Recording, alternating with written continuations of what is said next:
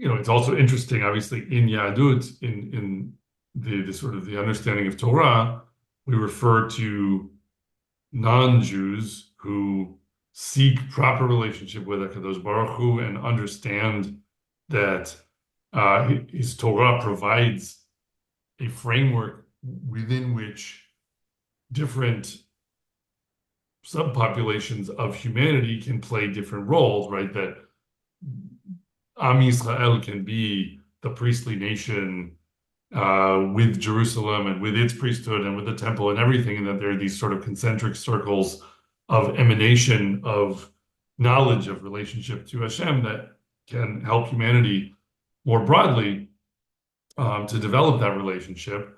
And the ones who understand that that's the process that they're a part of, but are not themselves keeping the Torah and not joining Am Yisrael and not converting to Judaism, to put it in modern parlance, are called Bnei Noach, right? They're called the sons of Noach. And interestingly, we get that at one level from rabbinic terminology because there's this idea of from the rabbis, the seven commandments that are binding on all of humanity according to the Torah's understanding, and not just on Am Yisrael, not just on the Jews. So they're called Sheva Mitzvot B'nai Noach, the seven commandments of the sons of Noach. But also, if you look in the Torah itself, at the story of Noach, it is providing in narrative form, in the ways that we've just discussed, this model for how should a society of B'nai Noach see itself, what should be its goal? What are the guidelines for what it should be trying to accomplish as it develops a culture, as it develops as a civilization? What are the failure modes and what are the opportunities?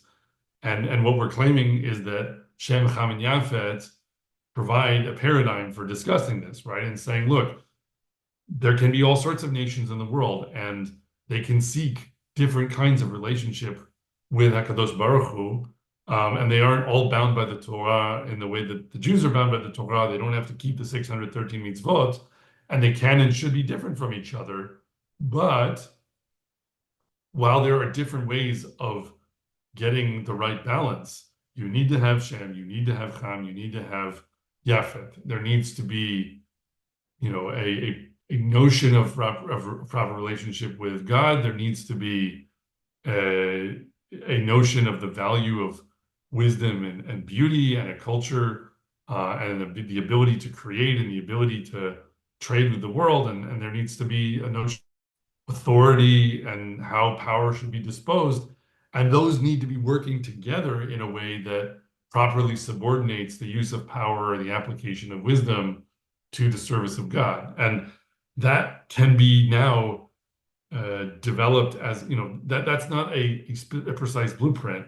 There are many different ways of succeeding according to the model thus described, and they can be the ways that the B'nai Noach of Holland or the B'nai Noach of Indonesia or the B'nai Noach of Argentina all come up with something different to some degree, but there has to kind of be, this is the Torah's societal physics or something that's being laid out for, like, how are you going to make a successful society that has proper relationship with God of your own variety?